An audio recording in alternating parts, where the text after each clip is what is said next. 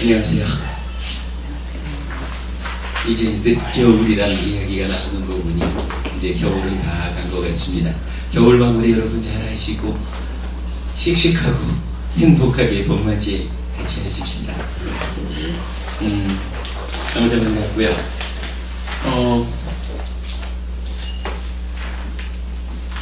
지금 시간에는 우리가 늘 수행과 관련한 이야기를 좀 해왔는데 오늘은 그냥 편안한 이야기를 경전을 좀 알아보는 그런 시간을 좀 가져보겠습니다.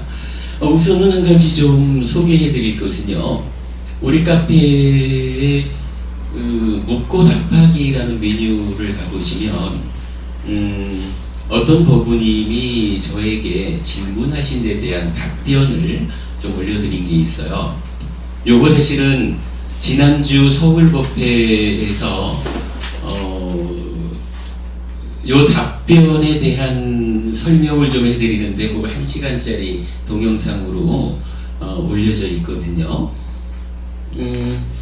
질문이 뭐였냐면 첫째가 영선법부님도 자식하니까 눈이 번쩍 뜨이신다. 자식을 낳아 잘 키우는 것은 좋은 공덕이 됩니까? 라는 질문이 첫째 있었고요. 두 번째는 부모님의 은혜를 갚지 않는다면 불선업이 됩니까? 이런 질문이 있었고요. 세 번째는 제가 소설가가 되려고 하는데 질문자가 참고로 이 질문자가 20살 청년 불자입니다. 이제 막 그야말로 삶을 시작하고 준비하는 그 나이, 참 이쁜 나이죠. 그 이쁜 나이인데 이제 이런 질문을 한 거예요. 그래서 세 번째는 자기가 소설가가 되려고 하는데 소설가가 올바른 직업입니까? 이런 질문을 하셨어요. 따지고 보면은 자식의 문제, 부모의 문제, 직업의 문제라고 하는 세 가지 참 쉽지 않은 질문을 하셨는데 제가 이건 나름대로 답변을 쭉 적었고 그 답변을 가지고 지난주 서울법회에서 1시간, 꼭 1시간 정도 걸렸어요. 그 동영상으로 해서 카페에 올려져 있으니까 여러분 참고하시면 도움이 될 것 같습니다. 글을 적어 보니까 정말로 자식이라고 하는 부분에서 우리가 좀 더 모아야 하는 부분이 글로 쓰다 보면 찾아지는 게 있죠. 부모님 은혜를 참으로 보답해야 된다라고 하면 어떻게 살아가는 것이 은혜에 보답하는 일이냐, 보답한다는 것이 구체적으로 어떤 방법을 가지고 있느냐, 그런 부분, 또 경전에서는 어떻게 그 부모님 은혜에 대해서 설명하고 있느냐까지 답변을 드렸고, 직업이라고 하는 부분에 대해서도 불교라는 종교가 우리가 현실적으로 살아가는 삶에서 이 직업이라고 하는 데 대한 어떤 제약을 주는 종교가 아니라는 거. 괴로운 과보를 가져오는 직업을 피해야 된다라고 하는 기준은 제시가 되지만, 그러나 우리의 일상의 삶을 긍정적으로 보면서 직업에 대한 어떤 그 기준을 부처님 제시하고 있다라는 것을 우리가 확인할 수 있습니다. 그러니까 여러분 동영상을 참고하시면 좋겠습니다. 글도 충분히 적혀 있고요.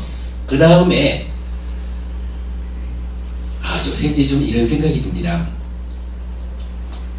여러분도 그렇고 저도 그렇고 우리가 이제 확실히 공부를 좀 하고 있나 봐요.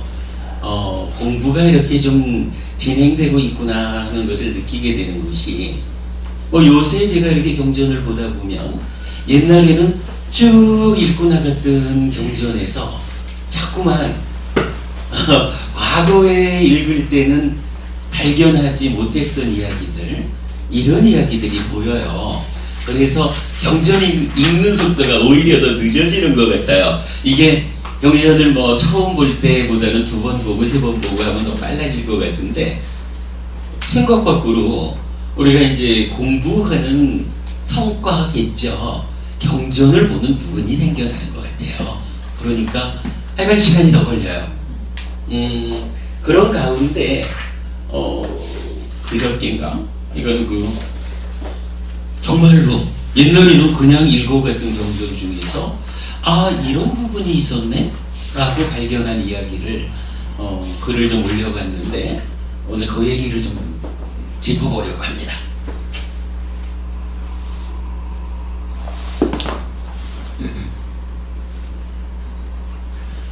제목을 부처님을 정의 찬탄하는 두 가지 방법 이렇게 적었어요.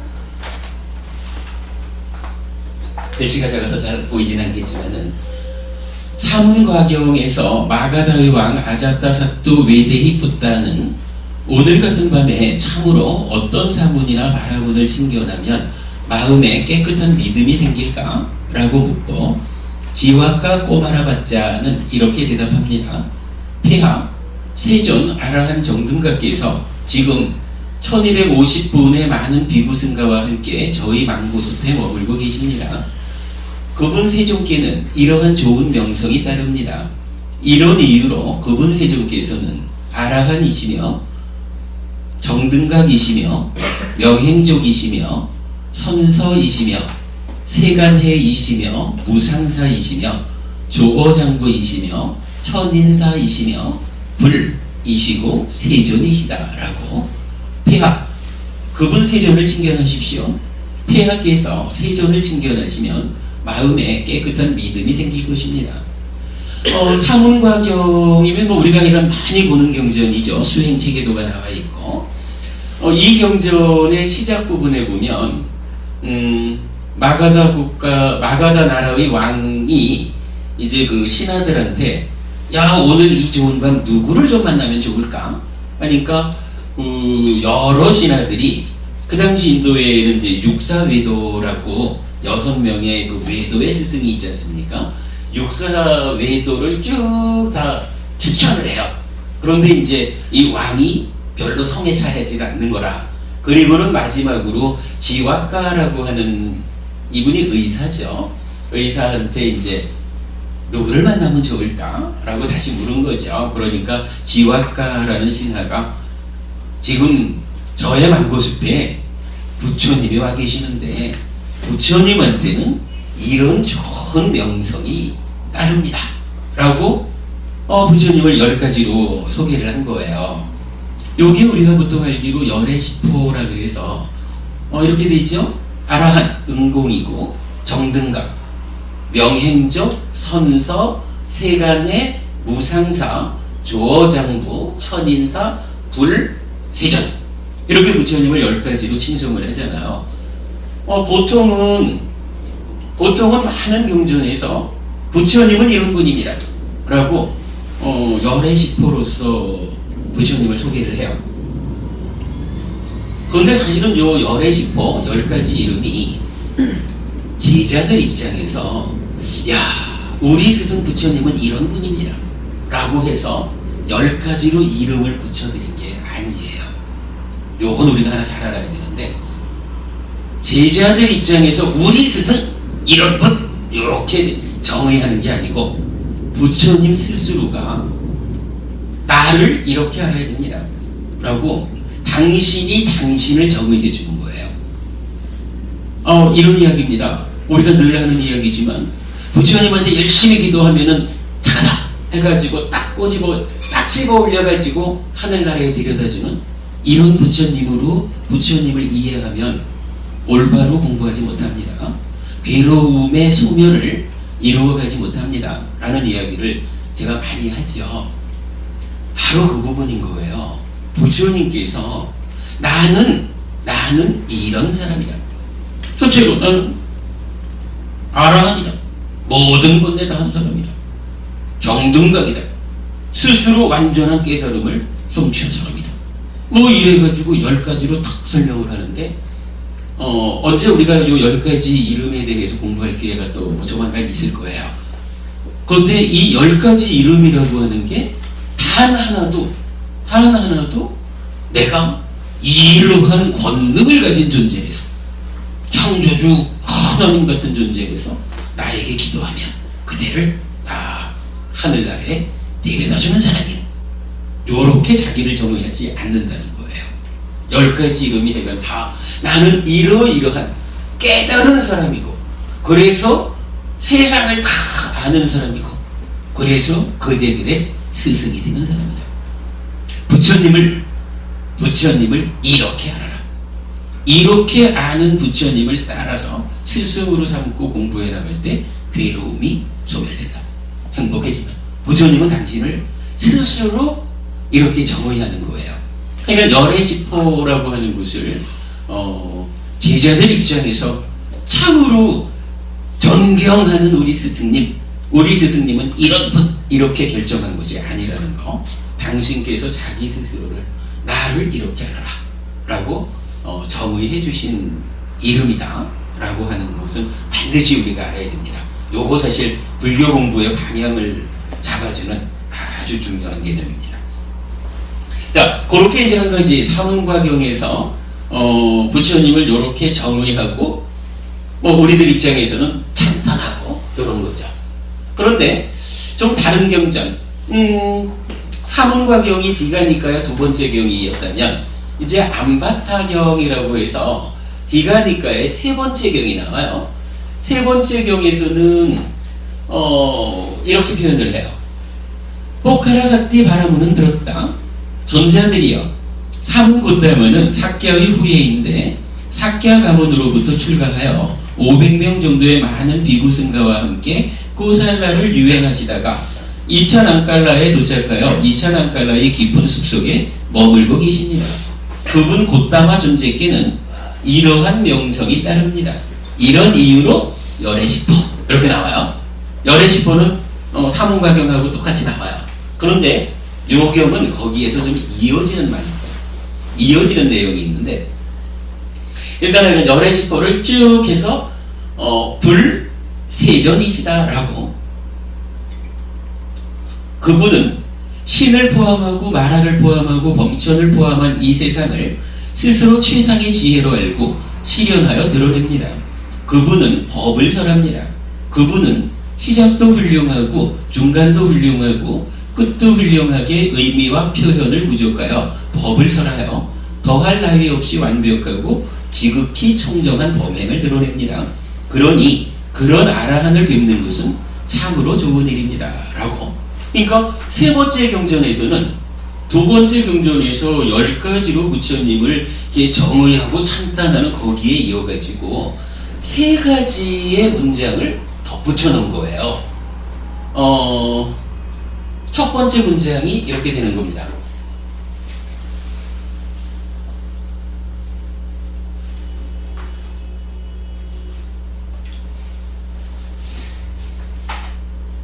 자, 열애시포에 이어서 첫 번째 문장이 이렇게 나타났어요. 그분은 신을 포함하고 만화를 포함하고 범천을 포함한 이 세상을 스스로 최상의 지혜로 알고 실현하여 드러냅니다. 이 얘기는 이렇게 봐야 될 것 같아요. 뭐 신, 만화, 범천 이러는데 이거는 어쨌든 다 세계관의 입장에서 보면 인간보다 높은 세상 이렇게 표현하면 되겠죠. 그래서 욕계 육천을 포함해서 색계, 무색계 이렇게 되는 거죠. 만화라고 하는 마왕 이렇게도 말을 하는 거지만 어쨌든 신의 개념으로 포함이 되는 이야기죠. 그러면 이렇게 인간보다 높은 하늘까지를 포함한 이 세상, 세상에 대해서 이런 얘기죠. 세상을 스스로 최상의 지혜로 알았다, 실현했다, 드러냈다 이렇게 표현하거든요. 요거는 설명이 어떨는지 몰라도 한마디로 말하면 부처님은 깨달았다 이런 이야기가 되겠죠. 최상의 지혜로 알고 실현했다, 그래서 드러냈다. 부처님은 깨달은 사람입니다. 요 내용을 말하고 있다라고. 요렇게 이해할 수 있겠죠? 좀 어려운가요? 왜 요 내용이 깨달았다라는 말과 통하는지 설명이 필요할까요? 설명이 필요해도 넘어갑시다. 짧은 시간 이야기하기로 하고요. 어쨌든 그냥 대략 보시면은 그 의미를 이해하실 수 있겠고요. 그래서 첫 번째 문장에서 부처님은 이러이러하게 깨달은 분입니다. 이렇게 깨달음을 드러내주고 있다 라는 것을 보고, 그 다음에 두 번째로 다시 부처님은 법을 설한다라고 표현을 해요. 법을 설하는데 어떻게 설하느냐 하면 시작도 훌륭하고 중간도 훌륭하고 끝도 훌륭해요. 부처님이 설법을 하는데 시작은 거창하니 멋있는데 중간쯤 가다 보니까 꾀재재 하더니 끝에 가가지고는 용두삼일식으로 부처님은 법을 설하는데 그렇지 않다는 거예요. 시작도 중간도 끝도 훌륭하게 부처님은 법을 설해요.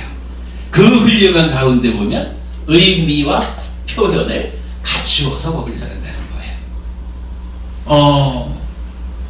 부처님은 깨달은 분이다 라고 말했죠. 열애시포로 일단 찬탄을 하고서 그분은 깨달은 분인데 그분은 법을 설합니다. 어떻게 법을 설합니까? 시작도 중간도 끝도 훌륭한 가운데 의미와 표현을 부족해서 설합니다. 이런 얘기죠. 완전하게 법을 설하고 계시죠. 그런가 하면 이제 세 번째로 다시 여기서는 이제 이어지는 표현이지만 법을 설한다라는 말과 우리가 구분해서 봐야 되는 거. 더할 나위 없이 완벽하고 지극히 청정한 범행을 드러냅니다. 그래 되죠. 법을 설한다. 시작도 중간도 끝도 의미와 표현을 부족해서 법을 설하는데 그 법을 설하여서 그 설한 가운 결과로 부처님은 어떻게 하느냐? 더할 나위 없이 완벽하고 지극히 청정한 사는 모습을 범행, 청정한 행위를 보여줍니다. 이 얘기죠. 자, 요걸 놓고 보면 요 두 가지에서 우리가 한 가지 의미를 찾을 수가 있어요. 우선은 부처님은 열애시포로 이런 분입니다 라고 찬탄을 하고 나서 부처님은 이렇게 깨달은 분입니다 라고 말하고는 여기서 두 번째, 세 번째 문장을 통해서 부처님의 역할을 제시해주고 있는 거예요. 이렇게 깨달은 부처님이 뭐 하는 사람입니까? 만약에 말이죠, 부처님이 깨달았어요. 세상의 이치를 잘 깨달아가지고 괴로움을 완전히 소멸시켰어요. 벗어났어요. 그리고는 행복하다 가자 하고는 그냥 당신 혼자 가버리셨다면은 사실은 우리가 그 깨달은 부처님을 존경할 이유가 없어요. 스승으로 모시지를 못해요. 왜냐하면 당신 혼자 깨닫고 가버렸는데 뭐. 우리가 부처님을 이렇게 10가지 이름으로 정의되는 그러한 찬탄을 하고 우리 부처님을 스승으로 모시고 간다라고 하는 것은 부처님이 무언가 우리한테 일을 하신 거예요. 역할이 있는 거거든요. 그 역할을 여기서 드러내고 있다. 깨달은 부처님은 첫째, 법을 설한다.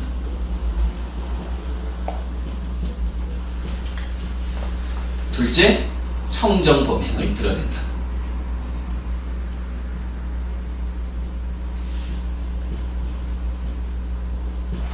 이렇게 두 가지로 부처님의 역할을 우리가 발견할 수 있다라는 거예요. 부처님의 역할을, 그러니까 이제 우리가 좀 전에 제가 말씀드렸지만 경전을 쭉 보다 보니까 옛날에는 이 부분에 대해서 그렇게 주목하지를 않았었거든요. 그냥 열애시포로 찬탄을 하는 가운데 이어지는 내용이 있다 이러는 것 뿐이죠. 근데 요번에 다시 보면서는 이 부분이 깨달음과 부처님의 역할을 설명하고 있구나. 부처님을 찬탄하자라고 할 때는 열애시포로서 이름만 불러드리는 게 아니라 이렇게 이런 부처님은 누굽니까? 깨달은 분이어서 법을 설하고 청정범행을 드러내는 두 가지 역할을 하시는 분입니다. 여기까지를 더 덧붙여서 말씀을 드릴 때 부처님에 대한 찬탄의 완성이 있구나. 요 부분을 이제 보게 된 거예요. 그래서 이제 요 글을 제가 어떻게 제목을 붙였느냐 하면 부처님을 정의 찬탄하는 두 가지 방법 이렇게 말했거든요. 그러니까 두 가지 방법이 이제 다른 방법은 아니죠. 그냥 하나의 방법으로 부처님을 찬탄하고는 거기에서 좀 더 이어가지고 좀 더 포괄적으로 다시 찬탄하는 이런 모습을 이제 볼 수가 있어요. 그래서 이걸 제가 마지막으로 정리하기를 뭐라고 했느냐 하면 붓다 열의 시포로 참 여기서 한 가지를 읽어드려야 되네. 우리가 열의 시포라고 말을 할 때 사실은 아함경을 중심으로 이제 중국에서 번역되기가 열의 시포로 번역이 된 것 같아요. 10가지로. 그런데 사실은 그러니까 10가지 열의 시포 중에 보면은 무상사와 조어장부라는 표현이 나타나요. 그러니까 위 없는 분, 최고 높은 분 이런 의미하고 중생들을 잘 지어 괴로움에서 벗어나게 이끌어주는 분 이런 의미로 무상사와 조어장부라는 두 가지 이름이 나타나는데, 근데 사실은 이제 테라와다적으로는 이 두 가지를 따로따로 말하지를 않고 아누따로 뿌리사 담마사라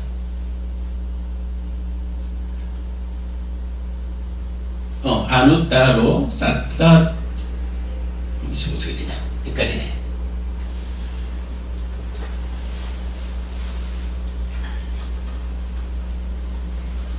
또 위두 아누따로 뿌리사 담마사라띠 이렇게 돼요. 그래서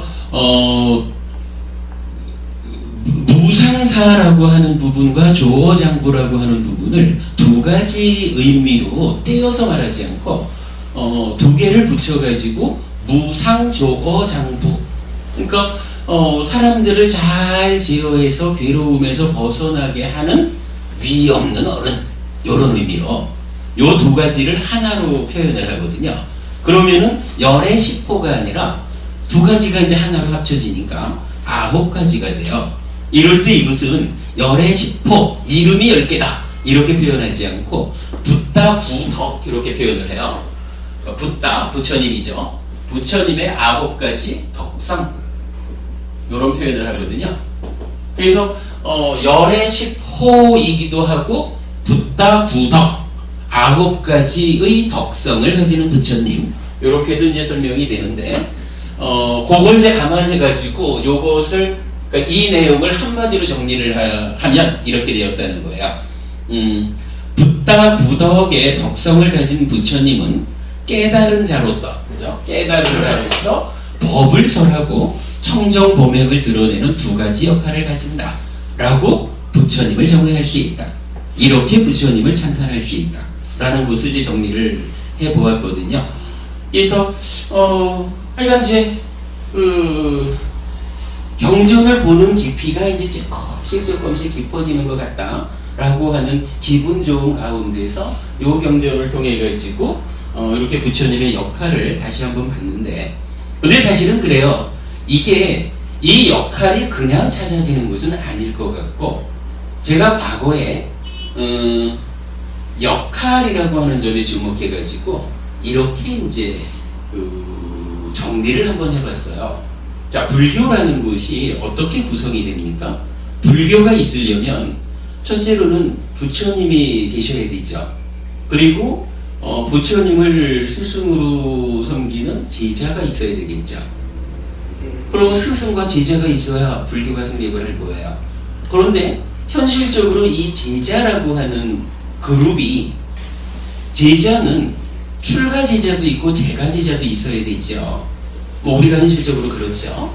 그렇다면은 부처님한테 부처님은 법을 설하십시오, 청정범행을 드러내십시오, 그래야 부처님입니다 라고 부처님의 역할이 나타난다면, 이 관계라고 하는 것이 분명히 부처님과 제자 안에서는 출가 제자, 재가 제자 이렇게 구분이 된다면, 우선적으로는 이 부처님의 역할에 상응해 가지고 제자들의 역할도 있어야 되겠죠.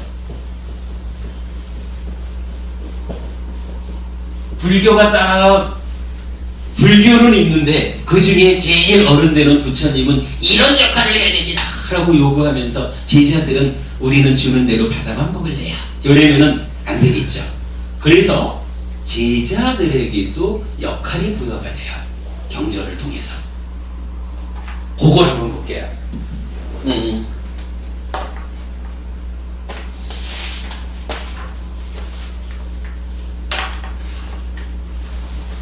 선서의 율경이라는 경전이 있어요.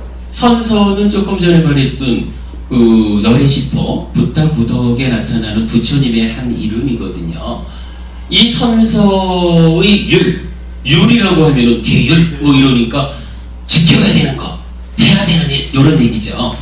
그러니까 선서의 율경 해가지고 사실은 부처님의 역할을 정의해주는 경전이 있는 거예요.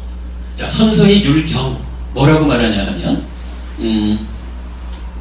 그는 법을 설한다. 그러니까 선서 부처님이에요. 그는 시작도 훌륭하고 중간도 훌륭하고 끝도 훌륭하게 의미와 표현을 부족하여 법을 설하여 더할 나위 없이 완벽하고 지극히 청정한 범행을 드러낸다. 비구들이여, 이것이 선서의 율이다. 이 얘기를 하고 있죠. 요 두 가지, 그죠? 선서의 율경에서 이 얘기를 해요. 그러면 제가 이 글을 보고 부처님이 이런 역할을 가진다 라고 뭐 제가 독자적으로 찾아냈다고 할 수는 없을 거예요. 선서의 율경에서 부처님이 이미 선서, 즉 부처님은 이런 일을 하는 사람이다 라고 당신의 역할을 드러내주고 있는 거예요.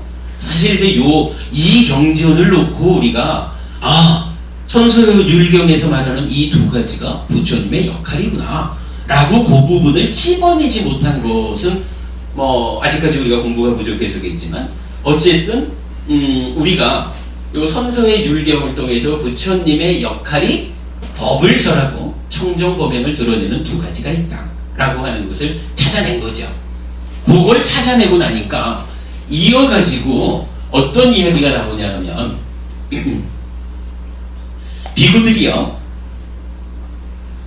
네 가지 경우가 정법을 확고하게 하고 혼란스럽지 않게 하고 사라지지 않게 한다. 무엇이 넷인가? 이러면서 자, 부처님은 법을 설하고 청정범행을 드러내 주잖아요. 그리고는 이어가지고 이 부처님이 설한 이 정법을 확고하게 하고 혼란스럽지 않게 하고 사라지지 않게 하는 것이 있다 이렇게 말하거든요. 그리고는 네 가지를 제시하는데 그러다면 여기서 우리가 쉽게 발견할 수 있겠죠. 부처님께서 당신이 설하고 드러내준 법과 청정범행을 확고하게 하고 혼란스럽지 않게 하고 사라지지 않게 하는 네 가지 이렇게 말한다면 그 부분은 그야말로 제자들의 역할이 있다. 이렇게 우리가 찾아낼 수가 있죠. 자, 제자들의 역할, 그럼 한마디로 이런 거예요.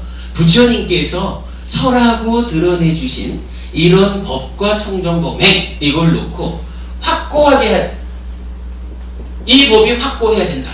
그리고 혼란스럽지 않아야 된다. 그리고 사라지지 않아야 된다. 사라지지 않게 한다. 제자들이 부처님을 스승으로 모시고 행복해지고자 한다면 제자들에게도 역할이 있다. 무슨 역할이 있습니까? 부처님께서 설하고 드러내준 그 법과 범행을 확고하게 하고 혼란스럽지 않게 하고 사라지지 않게 해야 되는 역할을 제자들은 갖는 것이다. 이렇게 우리가 찾아낼 수 있겠죠. 그러면 선서의 율경에서 그냥 한마디로 쭉 설하고 있지만 우리는 그 가운데에서 부처님의 역할 두 가지하고 제자들의 역할 한 가지 이렇게 찾아내게 되죠.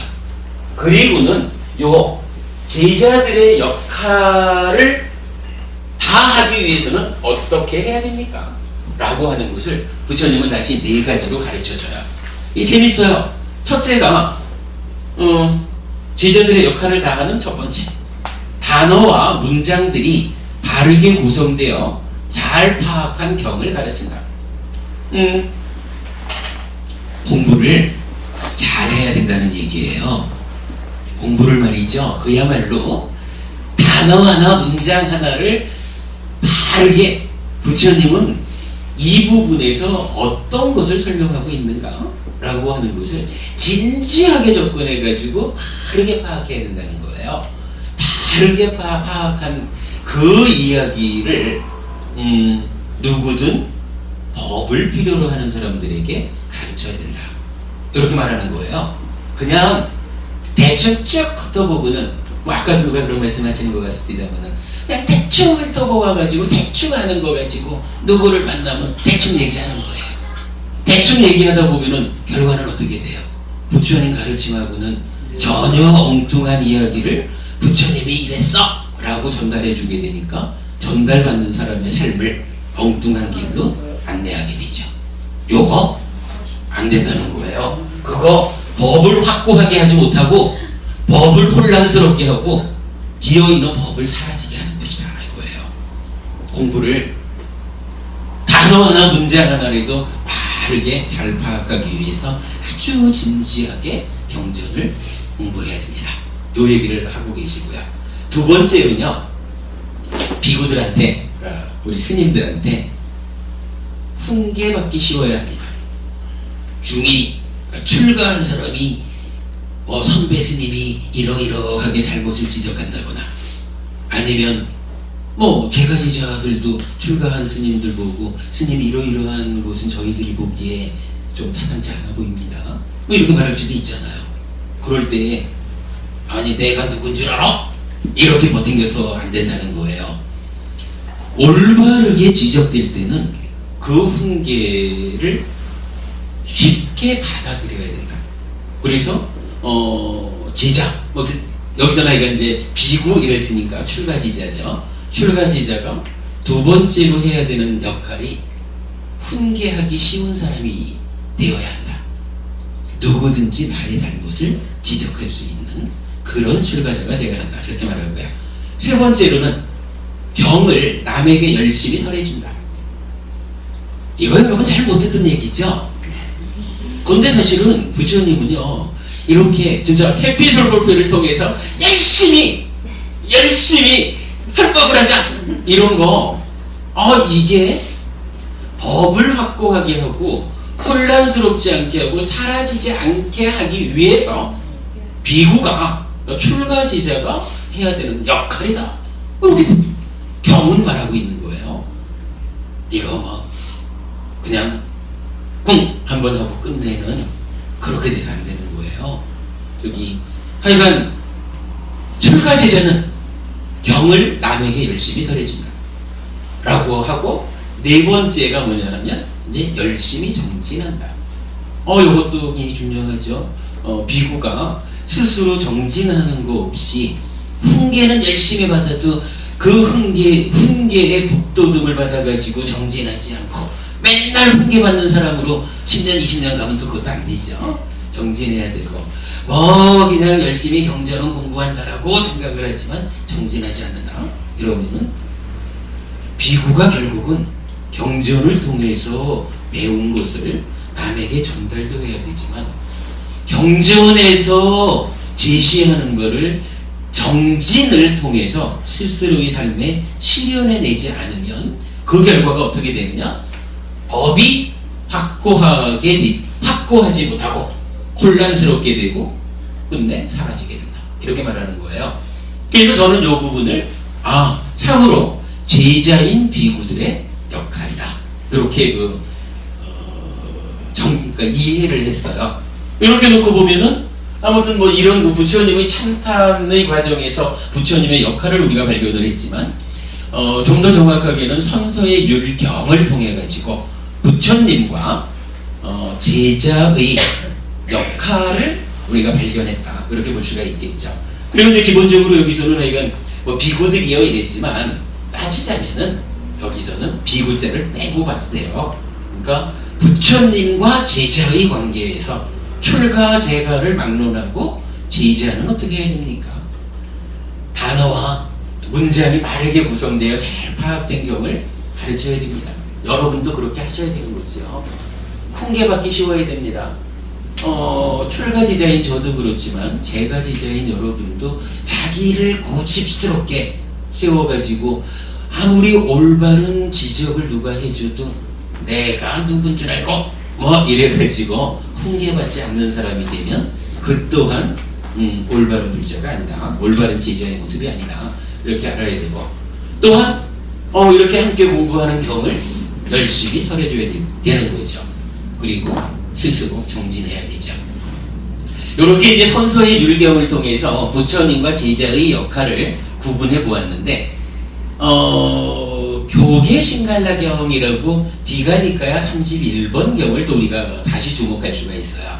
이 경전에서는 방금은 부처님과 제자의 역할 분담이었다라고 한다면, 이제 출가 제자와 재가 제자 간의 역할 분담을 이 경에서는 또 해주고 있어요. 뒤에 뭐 경전을 전체적으로 공부할 일이 있겠지만, 자, 다시 교계 신갈라경을 참고하시기 바랍니다. 경전의 내용을 요약한 도표가 편리하실 것입니다. 근데 이 경전을 요약한 도표라는 게 어디냐 하면 우리 교재 제일 뒤쪽에 있어요.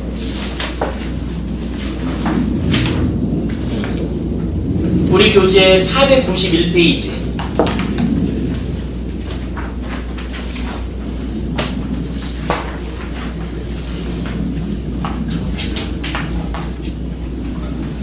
자, 491페이지 보시면 그림으로 보는 교계 신갈라경 해가지고 이건 좀 박스가 많죠. 그 중에 맨 위에 보면은 선남자하고 사문 바라문하고의 관계를 박스로 묶어놨거든요. 여기서 이렇게 됩니다. 491죠. 여기에서 보면은 지금 이게 그림의 내용이 뭐냐 하면은 부모와 자식 간에는 어떻게 서로 해야 되느냐, 스승과 제자 간에는 어떻게 관계를 맺어야 되느냐, 주인과 고용인 간에는 어떻게 해야 되느냐, 남편과 아내 간에는 어떻게 서로 역할을 해야 되느냐, 친구 간에는 어떻게 해야 되느냐, 요런 이야기 이어가지고 선남자와 사문바라문 이랬는데, 요거는 뭐 그대로 출가 제자와 제가 제자 간에는 서로 어떤 일들을 해야 되느냐, 요런 의미인 것으로 우리가 이해할 수 있어요. 그럴 때 제가 여기서 이제 참고적으로 요 부분은 분명히 적었어요. 그런데 이 경에서 설하는 출가 제자와 제가 제자의 역할은 죽은 뒤 선천하 천상에 태어남, 죽은 다음에 내가 그래도 하늘나라에 태어나야 됩니다. 요런 필요성을 기준으로 해서 설해진 것입니다. 그러니 제가 제자가 수행을 통해서 더 높은 경지를 성취함에 있어서는 출가 제자와 다를 바 없다는 것은 감안하여야 할 것입니다. 여기 그러니까 출가 제자와 제가 제자의 역할 분담을 설명을 했는데, 요거 자칫 잘못 생각하면 제가 제자는 온통 그렇게 하는 거구나, 요렇게 생각할 수 있다는 거예요. 그래서 미리 주의를 드리는 것이 뭐냐 하면, 하늘나라에 태어나는 것을 바라는 제가 제자에게 출가 제자가 이렇게 안내해야 됩니다 라는 것이 이제 요 얘기고, 그 이전에 사실은 출가 제가를 막론한 제자 모두는 수행을 통해서 스스로의 삶을 향상시켜야 된다 라고 하는 데서는 사실은 공통이죠. 그러나 제가의 삶이 그렇게 녹록지 못하다 보니까 수행하기 어려운 상황, 뭐 그런 부분을 감안할 때 출가 제자가 제가 제자를 이렇게 안내해야 된다, 이런 측면으로 이제 쓰여진 글이다라고 하는 것을 이제 먼저 이해하고, 그런 관계에서 출가 제자의 역할은 이렇게 나타나요. 사문 바라문들은 6가지 경우로 선남자를 사랑으로 돌본다. 첫째, 사악함으로부터 멀리하게 하고, 두 번째, 착함에 들어가게 하고, 세 번째, 선한 마음으로 자애롭게 돌보며, 4. 배우지 못한 것을 가르쳐주고, 5. 배운 것을 깨끗하게 해주고, 6. 천상으로 가는 길을 드러내어준다. 제가 제자의 역할, 선남자는 5가지 경우로 사문 바라문들을 섬겨야 한다. 1. 자애로운 몸의 업으로 대하고, 2. 자애로운 말의 업으로 대하고, 3. 자애로운 마음의 업으로 대하고, 4. 대문을 항상 열어두고, 5. 일용품을 공급한다. 왜 되어 있어요? 뭐 이 부분 설명이 들어가지고 말이 길어지니까 오늘은 뭐 거기까지는 안 가기로 하고, 요렇게 그냥 내용만 일러드리는 거로 하고, 요거를 요약해서 출가지자와 재가지자의 그 역할의 상관관계를 한마디로 표현하자면 결국은 이런 거죠. 출가지자는 재가지자를 하늘에 태어나게끔 천상으로 가는 길을 드러내어준다. 어떻게? 법을 설함으로써, 하늘에 태어나는 방법을 가르쳐줌으로써, 오계와 보시를 통해서 하늘에 태어난다라는 것을 가르쳐주고 이끌어줌으로써 이렇게 되는 거죠. 이거 한마디로 말하면 뭔가요? 출가지자는 재가지자에게 법보시를 해야 된다, 이런 의미죠. 그런가 하면 재가지자는 여러 가지 나오지만 대문을 항상 열어두고 일용품을 공급한다라고 하는 건데, 이 얘기는 어떤 의미인가요? 만약에 재가지자가 출가지자가 의식주와 약품이라고 하는 필수적인 네 가지, 이 네 가지를 조달받지 못해서 아이고 굶어 죽지 않으려니까 가서 일해야 되네, 요런 상황을 만들면 불교가 끝나죠. 그래서 재가지자는 기본적으로는 수행을 통해서 향상해야 되는 건 당연하지만, 이 상황에서 말하는 부분은 대문을 항상 열어두고 이경품을 공급한다라고 해서 출가지자에 대한 재보시라는 측면을 정의하고 있죠. 그러니까 출가지자는 재가지자에게 법보시를 해줘야 되고, 재가지자는 출가지자를 위해서 재보시를 해줘야 된다. 이렇게 출가지자와 재가지자의 역할의 상관관계를 갖는다. 이렇게 이제 제가 정리를 해본 거예요. 뭐 뒤에 또 기회가 있을 때 좀 상세한 설명을 하겠지만, 일단 이제 요렇게만 정리를 해보죠. 자, 경전을 보다 보니까 하여간 부처님을 찬탄하는 열의 시포거나 붓다 구덕이거나 이렇게 이제 부처님이 정의되고 찬탄되었어요. 그런데 그 부분을 조금 더 나아가서 찬탄, 부처님은 참으로 이렇게 깨달은 분입니다. 그래서 그 깨달은 분의 역할로서 법을 설하고 청정법행을 드러냅니다. 요 부분을 우리가 찾아내다 보니까 부처님의 역할이 있다면 제자들의 역할도 있어야 된다라고 해서 제자들의 역할을 짚어보았죠.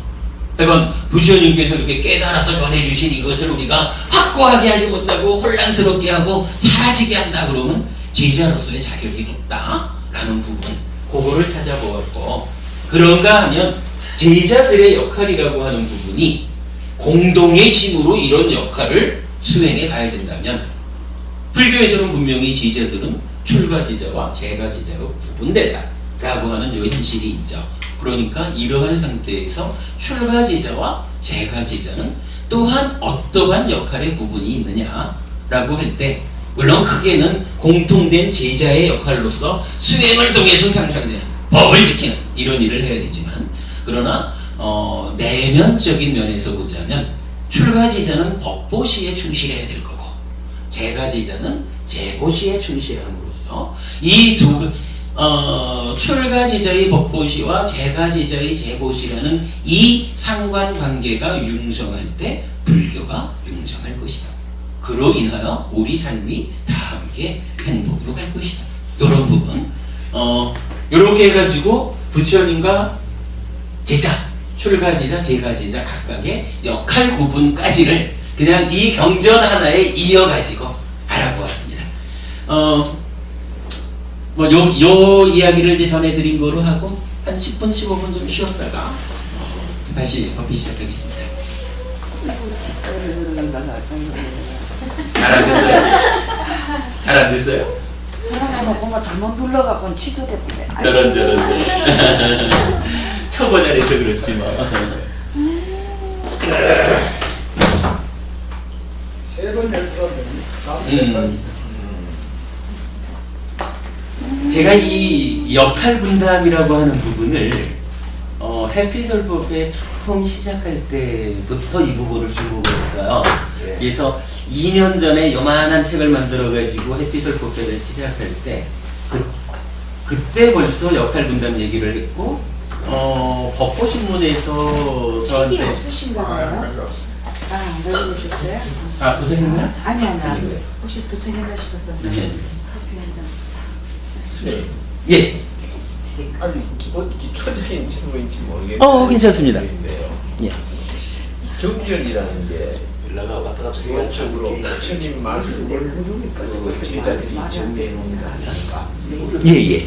그게 맞. 그렇습니다. 예. 말어휘가 예. 지금 여기에 애가 있는 거 보면은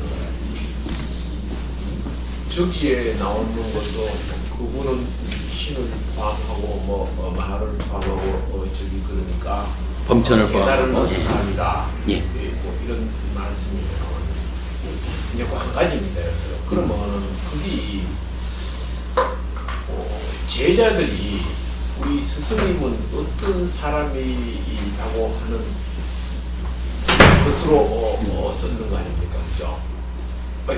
예. 말씀 잘 되겠습니까? 예. 잘된지 안 된지. 예. 부처님이 이렇게 얘기를 하셨다. 부처님 하신 말씀을 정리하면은 저희들이 경전을 정리할 때 저런 방식으로 어휘를 표현을 하는 것이 표현하는 게 뭔가 저기 하는 생각이 예. 근데 이제 이런 부분은 좀 쉽게 이해하시는 게 좋은 게 제자들은 그 들은 바를 가능한 한 어떤 제자들의 입장에서 이렇게 편집하지 않고 들은 그대로를 모아만 놓았다. 그러니까 부처님 돌아가시고 나서 3개월 후에 최초로 결집이라는 게 있거든요. 그러니까 그 결집이 이제 지금 우리가 말하는 경전을 만드는 건데, 이 경전을 만든다라고 할 때 제자들의 입장에서 이렇게 막 가감해가지고 꾸미는 게 아니라 언제 어떤 자리에서 부처님이 요렇게 말씀하셨습니다. 맞습니까? 이러면은 500명의 아라한이 함께 경을 편집했으니까 그래 그때 그 자리에서 그 말씀하시는 것을 내가 들었습니다 라고 동의해 주는 분들이 있는 거예요. 그러면 그러면 요 얘기가 부처님이 직접 하신 말씀이 맞군요. 요렇게 그 말씀 자체를 통째로 언제 어디서 통째로 요런 말씀을 하셨습니다. 요렇게 그냥 그 정리를 해놓은 거거든요. 그 내용을 편집한 게 아니라. 그러니까 지금 이제 법원님 말씀하시는 신을 포함하고 마라를 포함하고 이런 표현이 좀 어색할는지는 몰라도 저런 표현이 이 3개 전체를 늘 염두에 두고 말하는 부처님의 표현 스타일인 거라. 그리고 이제 물론 저기서 그분은 이렇게 이제 나와 있기 때문에 그렇죠. 이제 그럴 거예요. 그런 부분 때문에 이제 사실은 우리가 약간의 어색함 이런 게 있는데, 그래서 요거는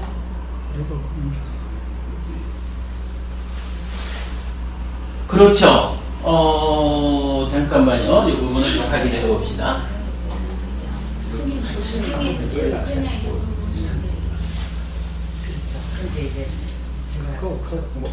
저한테 물어보는 거니까 나 저기 잘 못합니다. 저는 그런 거 모르겠어요. 그래서 카카오톡하고 설치하는 거죠. 설치.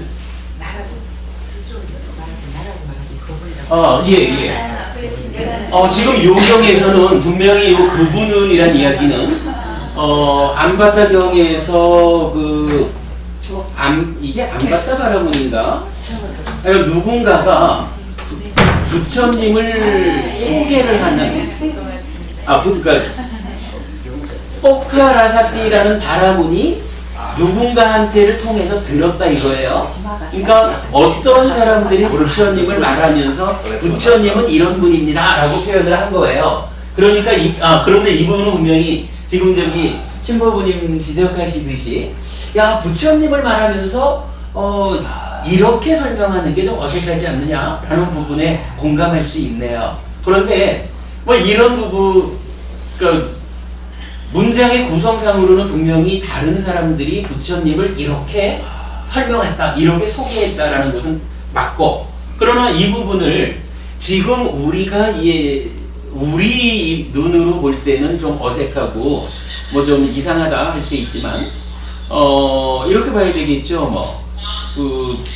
우리가 지금 어떤 이 물질 위주의 세상에서 살면서 뭐 이렇게 욕계, 색계, 무색계라고 하는 이런 세계관 같은 거 이제 생각하지 않고 사니까 뭐 그냥 이 세상에서 그분이 최고 이렇게 쉽게 말할 수 있지만 만약에 지금이라 해도 우리가 욕계, 색계, 무색계라고 하는 이 세계관에 대해서 아주 충실하고 세계관 가운데서 나의 삶의 의미, 내가 세계관, 그러니까 욕계, 색계, 무색계라고 하는 중생세간에서 벗어나야 하는 뭐 이런 부분에 대해서 심도 있게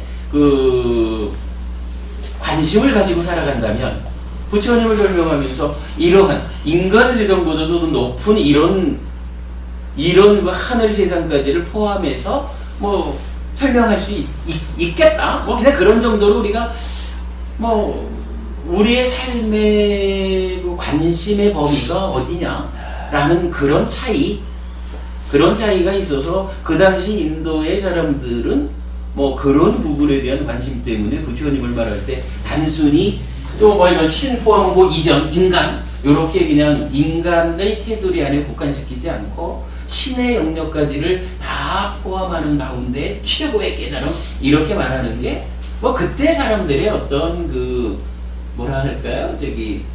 문화적인 이런 거라고 이건 뭐 그냥 우리가 이해를 하면 좋을 것 같습니다. 굳이 이 부분에 표현 방식이 뭐 그렇게 보면 좋을 것 같습니다. 인도에서의 삼계란 삼계 욕계 색계 무색계로 나뉘 인도 경전을 보니까 이 삼계를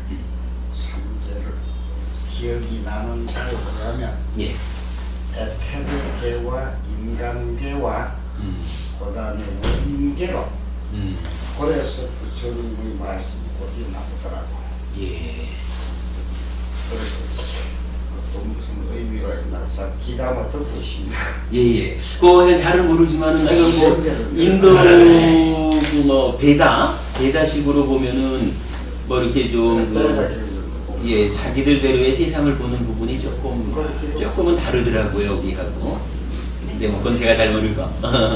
아무튼 뭐 그렇게 그냥 이해하시죠. 뭐 이 부분은 뭐 그런 어떤 이건 뭐 그러니까 그렇게 표현을 하니까 정말로 부처님이 다 하신 말씀을 그대로 적었는 게 아니고 드러냅니다. 이러니까 좀 말씀을 이렇게 밑에 경전을 정리를 하면서 물론 표현 방법으로도 그랬을 수도 있지만은 지금 스님이 지금 이 내용을 보고 역할은 법이서라는 거고 청정범행을 드러내는 그런 역할이고 제자들은 뭐 이런 것이라고 하는 것 마냥 그때 이것을 경전을 썼는 제자분들도 어쨌든 부처님 하시는 말씀을 이렇게 들었으니까 그렇게 했는 거 맞죠? 맞습니다. 이렇게 정리를 해나가면서 적을 때 그런 경전을 정리를 할 때 표현 방법이 뭐 이제 이해는 합니다. 드러내고 할 때 그건 드러냅니다. 이런 걸 쓸 때 어쩌면은 부처님이 하신 말씀이 아니더라도 이제 생각을 했고 좋게 만들어서 썼지도 않았겠느냐 하는 그런 신뢰의 문제랄까 그런 생각이 들었습니다. 뭐 그런 부분 충분히 생각할 수 있는데 뭐 이런 점으로 우리가 봐야 될 것 같습니다. 요 문장만을 놓고 보면 요 단락만을 놓고 보면 충분히 그런 생각이 들 수 있겠습니다. 그런데 여기서 지금 요 내용은 안바따경이라고 하는 이렇게 긴 경전 중에 이제 앞에 일부분이 이렇게 이제 소개되고 제가 소개를 한 거거든요. 그러면은 처음에 이제 1차 결집 경전을 편찬할 때 그래서 이제 아난다尊자께서 이러이러합니다라고 쭉 이제 송출을 해내거든요. 그러면 그 부분을 가지고 500명의 비구가 그 얘기를 같이 들은 상태에서 맞습니다. 그러한 일이 있었습니다. 그 안한존자가 지금 송출한 이 내용이 타당합니다. 부처님의 그 실제로 설했던 내용과 일치합니다. 이런 부분을 이제 승인을 해줬다. 뭐 이런 부분이거든요. 그 부분은 이제 분명히 그 경전의 과정에서 뭐 이 부분은 지적하자면 그럴 수 있는 거거든요. 이 안바다경 전체 중에서 제일 앞에 나오는 이 부분은 부처님이 아직 부처님을 만나기 이전에 뽀카라 사띠라는 바라문이 내가 누구한테 들었어 하고 들은 내용을 지금 말한 거란 말이죠. 그러니까 이 들은 내용을 사실은 부처님을 만나기 이전에 아무개가 그렇게 들었고 그래서 이러이러해서 부처님을 만나러 갔어 하고 부처님을 만나게 되는 동기 과정이 설해진 부분은 사실은 부처님 말씀하고는 관계가 없는 거죠. 말씀이 그러니까 부처님의 말씀이 설해지기 이전의 어떤 조건 관계이니까 그러니까 이거는 분명히 저기 지금 법원님이 어려운 부분을 지적을 하신 것 같은데 사실 그 부분은 분명히 부처님 말씀 자체는 아니죠. 그러나 요렇게 그 경전의 편찬 과정을 통해 가지고 요 내용까지도 분명히 경전이 최초로 편찬된 내용 그대로니까 그 편찬되는 가운데 500명의 아라한들이 승인을 한 거죠. 부처님이 요렇게 설법하는 것의 조건으로 그러니까 설법의 이전에 요렇게 그 부처님을 만나는 과정이 즉 설법의 동기가 있었습니다. 그 부분에 대해서 우리가 타당하게 받아들일 수 있습니다. 뭐 요런 부분이 이제 그 500명의 승인 절차를 통해서 경의 전체 구성의 일부로 들어갔다 이렇게 봐야 되겠죠. 그러니까 분명히 이 얘기는 아까 그 열의 시포를 부처님이 말씀하시면서 부처님이 누구냐라고 하면은 아라한이고 정등각이고 이렇게 10가지로 말했다 또는 9가지로 말했다. 이 부분은 분명히 다른 경전들에서도 뭐 요 자리가 아니래도 요 자리에서는 이 바라문이 들었다라는 거잖아요. 근데 다른 경전들에서는 부처님이 직접 열에는 이러하다라고 당신이 스스로를 드러내주는 말이니까 그런 부분은 타당하고 이제 그런 무슨 말을 하는지 저도 잘 모르겠는데 대략 그렇게 이해되시죠? 됐습니다. 다른 분들은 또 그렇게 이해되실 것 같습니다. 이제 또 좀 더 배우면은 알기다 이런 생각을 가질 수 있을 것 같아서. 아니 그리고 이제 분명히 그 지금 저기 경전에 대한 중요한 부분을 지적을 하신 겁니다. 지난번에 다른 어떤 법부님도 서울법교에서도 한번 이제 그런 질문을 하시더라고요. 보면은 경전이 쭉 설해지는 가운데에 이러이러했다라고 송출자가 있어서 그러니까 부처님이 말씀은 요만큼 하셨는데 전체적으로 경전은 어떤 송출자가 있어가지고 이러한 과정을 통해서 부처님이 이렇게 말씀을 하셔서 이래 됐습니다라고 송출하는 사람이 있었다라고 하는 그 송출자의 역할 요 부분을 가지고 이제 저한테 질문을 하신 적이 있었어요. 그래서 이제 그때도 뭐 결국은 부처님이 말씀하신 것을 그 전후 상황까지를 다 포함하는 것으로서의 경전의 편집 과정에서 송출자의 역할이 있었다. 그리고 그 송출자의 역할이 500명의 아라한들로 인해서 승인되어서 경전으로 편찬이 된 거다. 이런 정도로 이제 설명을 하고 넘어갔는데 동일할 것 같습니다. 연도가 몇 년쯤 됩니까? 경전 편찬 연도가요. 잘 BC 모르죠. 35년에서 32년. 아니. BC 100년 그거하고는 다르고요. 1세기 병리라고. 아니요. 그거는 이제 저기 그 문자화된 게 그렇고 그냥 이렇게 봐야 돼요. 인도라는 나라가 워낙에 그 역사 개념이 없다 하죠. 그러다 보니까 부처님이 여러 가지 유적 유물들을 통해서 보면 실제 했던 사람이다라는 것은 확인이 되는데 이게 구체적으로 몇 년도에 사신 분이냐라고 하는 게 정확하진 않아요. 그래서 보통 이제 우리가 아는 무슨 왕이죠? 그 아유왕이라고 아쇼카 왕. 아쇼카 왕은 또 불교의 이 포교사들을 서방에 유럽 쪽으로 막 보내고 이래가지고 유럽 역사를 통해 가지고 아쇼카 왕의 역사가 이 연대가 확인이 되고 있거든요. 그럴 때 아쇼카 왕하고 부처님하고의 삶의 기간, 기간 차이 뭐 이런 걸로 해서 이제 유추를 하는데 그래도 이게 워낙에 여러 가지 시각이 나타나요. 그래서 몰라요. 그냥 기준을 하나 세웠는데 1965년인가? 올해가 불기 557년. 근데 이게 6년이 될 거예요. 보자. 2556년 56. 2013에서 56을 빼면 얼마가 되죠? 1900 빼기도 잘 안 되네. 7하고 5 그러네. 57이 되나? 1957이 되나? 2550. 하여간 57년인가? 57년이겠지 뭐. 1957년에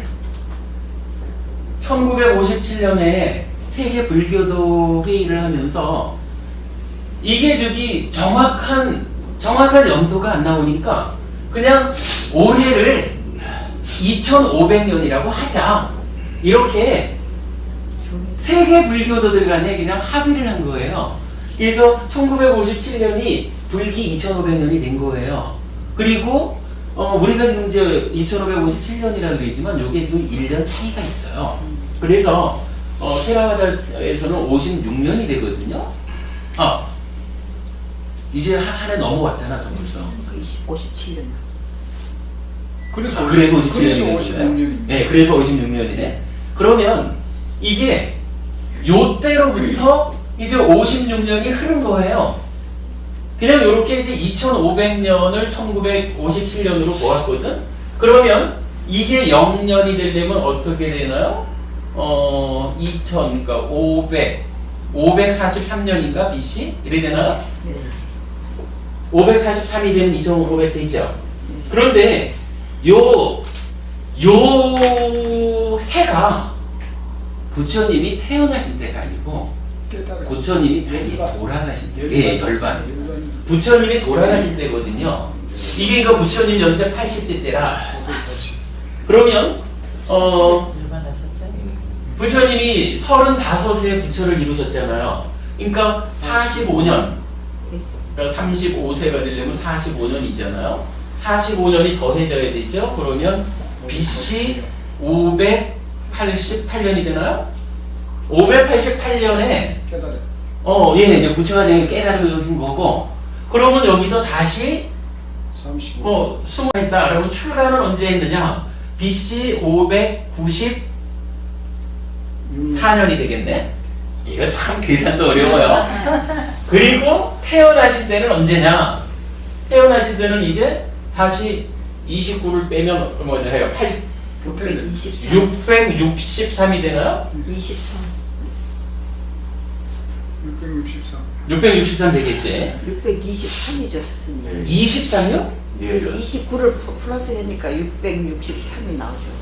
아니, 623은